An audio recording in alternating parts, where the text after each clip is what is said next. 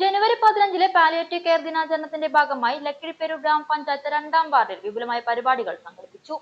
2ാം വാർഡിൽ പാലിയേറ്റീവ് പരിചരണത്തിലുള്ള സൂസിയുടെ വീട്ടിൽ കേക്ക് മുറിച്ചാണ് ആഘോഷങ്ങൾക്ക് തുടക്കം കുറിച്ചത്. പാലിയേറ്റീവ് ദിനാചരണത്തിന്റെ ഉദ്ഘാടനം ഗ്രാമപഞ്ചായത്ത് പ്രസിഡന്റ് ചിത്ര ടീച്ചർ നിർവഹിച്ചു.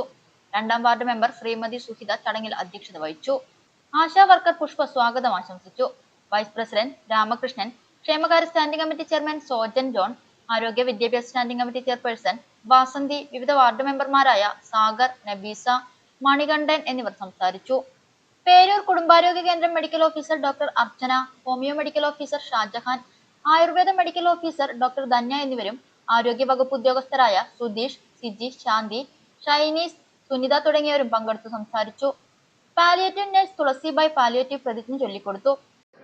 രോഗികൾക്കും അവരുടെ കുടുംബത്തിനും ലഭിക്കേണ്ട സമഗ്ര പരിചരണമാണ് പാലിയേറ്റീവ് കെയർ എന്ന് ഞാൻ മനസ്സിലാക്കുന്നു.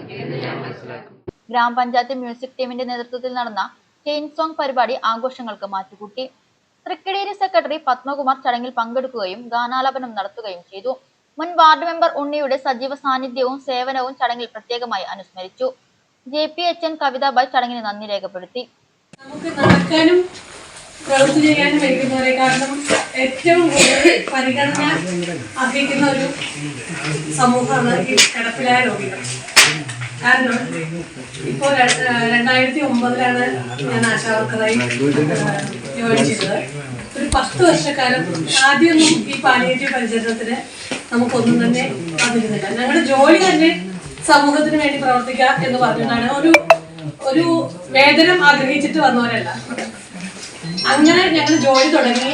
ആദ്യമൊന്നും എല്ലാവരും ഒന്നും വരില്ല. കാരണം ചില ആളുകൾക്ക് നമുക്ക് ഈ വയ്യാതായ ആളുകളെ അവരുടെ മുറിവേതൊന്നും ഉൾക്കൊള്ളാൻ കഴിയില്ല. ഓരോ വീട്ടിൽ പോകുമ്പോൾ ഈ നമ്മുടെ തുടർച്ചയായിട്ടുള്ള പ്രവർത്തനത്തിലൂടെ നമുക്ക് ഒരുപാട് കാര്യങ്ങൾ മനസ്സിലാക്കാൻ കഴിയുന്നു. കാരണം നമ്മളൊന്നും ഈ സമൂഹത്തിൽ ഏറ്റവും കൂടുതൽ സുഖം അനുഭവിക്കുന്നവരാണ് നമ്മള്. ഈ കിടപ്പിലായ ആളുകളുടെ ഓരോ വീട്ടിൽ പോകുമ്പോഴും അവരുടെ ദുഃഖം മനസ്സിലാക്കുമ്പോഴാണ് നമ്മുടെ ദുഃഖം ഒന്നുമല്ല, നമ്മളാണ് ഏറ്റവും മുന്നിലുള്ളവര് എന്നുള്ള ചിന്ത.